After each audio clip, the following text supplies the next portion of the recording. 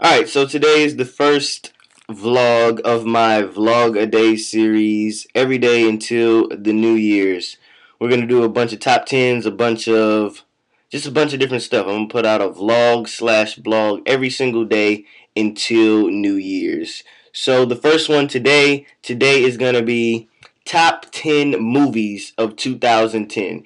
Yes, I said it. So I've compiled a little list of the top 10 films I think of 2010. Alright, so we're going to count them down 10 to 1, and we're going to start right now. So, the first movie is, these first two movies actually are on the list because they have gotten excellent ratings. I've heard a lot of great things from my people I know that have seen them, but I haven't actually seen them myself. So, this list could be subject to change if I actually see the films, but I haven't seen either one of these movies. That's why they're at the bottom. So the first one, number 10, is The Fighter with Mark Wahlberg, and it's about Mickey Ward, based on a true story, whatever. It's a boxing movie. Okay, so great ratings, like I said. You may wonder why it's number 10, but I haven't seen the film, so that's where it has to stay until I've seen it. Okay, number 9, True Grit. Okay, same thing with this film. Last time I checked, it received a 94% rating from Rotten Tomatoes, rave reviews from everybody, but locally here in Bowling Green, they're not showing it, so I haven't seen the film. Again, those two could be subject to change if I see them, but as of now, I can't discredit them completely because they've had amazing reviews, but I can't put them as high as they should be, possibly because I haven't seen them. Okay? So, it stars, who's in the movie? Josh Brolin and what is his last name? Anyway, the guy from Tron, he's in it. Anyway, and it's a Western directed by the Coen brothers, whatever. So, next movie, Get Him to the Greek, okay, starring Jonah Hill and Sean Combs and that other guy. Um, anyway, it's a comedy movie. It is the follow-up sequel to Forgetting Sarah Marshall. I highly recommend you watch Forgetting Sarah Marshall if you haven't seen that, because that's pretty funny as well. But this was one of the funniest films, I think, of this year. So I decided to put it on the list at number 8. Alright, so number 7, film that actually just came out last weekend or the weekend before, Tron Legacy. Okay, this film was excellent. Okay, don't get misconstrued by the reviews. What you see, some people say the story gets a little bit lost in between the state of the art graphics and things like that. I think not. I think it was a solid story, and the state of the art graphics only makes it so much better. It was definitely entertaining movie to watch. Um, just came out, like I said, so it'll be on DVD in, I don't know, 6 months or something like that.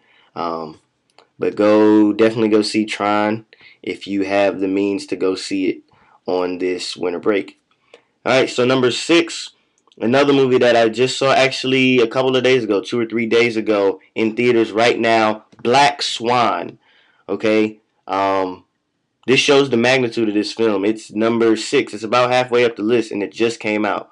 Directed by Darren Aronofsky. I always say his name wrong. He did Requiem for a Dream. He's doing the new Wolverine film. He did The Wrestler. It's a very artsy movie, but Darren Aronofsky is a kind of artsy director, so you should kind of expect that. But it's very good. Natalie Portman and Mila Kunis from that '70s show. Very interesting film. I kind of want to talk about the plot a little bit, but if I talk about it, I'll almost ruin the movie. So just go see it. Just trust me and go see it. It's a great film. Okay. Number 5, Shutter Island. Okay, directed by Martin Scorsese, one of my favorites. DiCaprio was in it. Mark Ruffalo, among other people. Great film. A lot of people said they didn't like this film because you could tell the ending before it happened. I think not, but some people overanalyze films. I'm one of the people to just watch the film for what it's worth and determine all of that other stuff later. You watch it a second time, a third time, and look at aesthetics. But I think it was a great film. Just because people overanalyze and maybe figure out the ending before they should doesn't mean it's not a good film. So, Shutter Island, number 5. Okay? Number 4, Harry Potter and the Deathly Hallows, aka Harry Potter Part 7. Well, Part 7, Part 1, because this film will be released in 2 parts. The second part comes out in June, if I'm not mistaken. Just so they wouldn't cut corners with the 7th book, they decided to split the film in half, and the first half was released recently. So, Harry Potter and Deathly Hallows, great film. Same cast from all the other ones. If you like all the other Harry Potter films, you'll like this one just as much, if not more. I think this is one of the best entries in the series. It's like as the characters get older, as the story gets more complex, so does the direction and the effects and everything. It's a great, great film. All right, so we're down to the top 3. The only 3 films that haven't been mentioned, you could probably pick this out in your head. The last 3 films. So number 3, this was a tight race. The top 3 films. Okay, so number 3 is gonna be Toy Story 3. Okay, so number 3. So a lot of people arguably could say this was one of the best of the year. Um, I think not.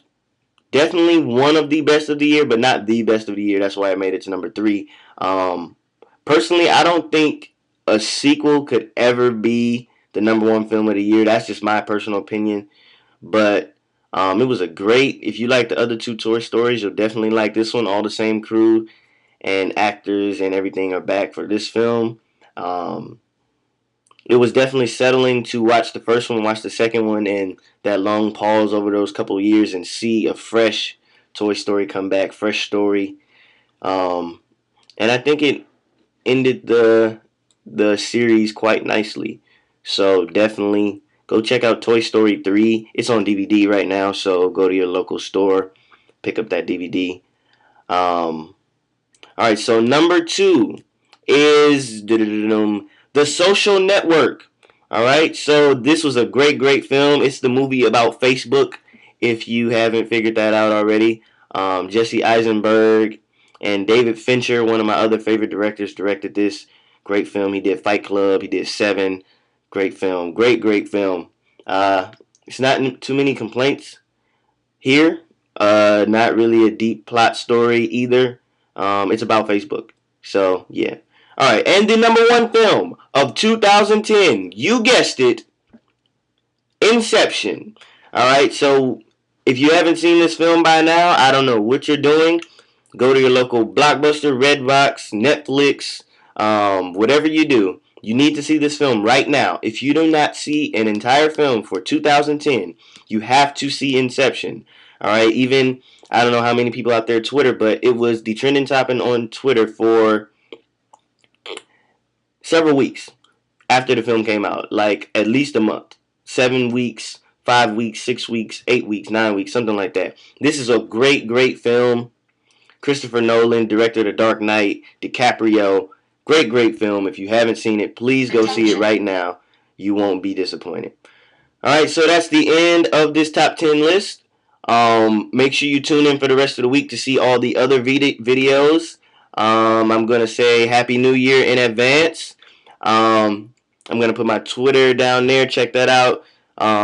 Comment, like, subscribe, do all of that stuff. And check out my blog. I'll put it down there as well. Alright, see you guys on the next video.